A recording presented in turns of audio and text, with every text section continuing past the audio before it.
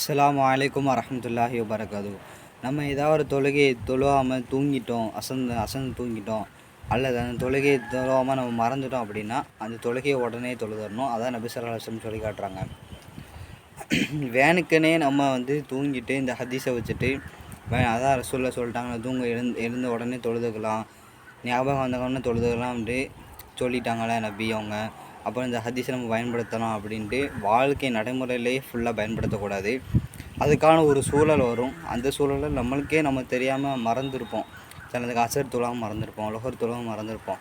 ஞாபகம் வந்த உடனே நம்ம தொழணும். இஷா தொழாமல் மறந்துருப்போம். ஞாபகம் வந்ததுக்கப்புறம் தொழணும்.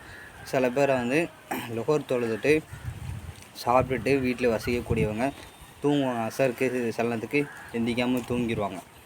அப்போ எந்திரிச்ச உடனே தொழுகிறது தான் அதோடைய விஷயமா இருக்கிறது. இப்போ இன்ஷா அல்லாஹ் எல்லாருமே இந்த ஹதீஸை சரியான முறையில் புரிஞ்சு நம் வாழ்க்கையில் நடைமுறைப்படுத்துவோம். அல்லாஹ் நம் மீது அருள் செய்வானாக. அஸ்ஸலாமு அலைக்கும் வரஹ்மத்துல்லாஹி வபரகாத்துஹு.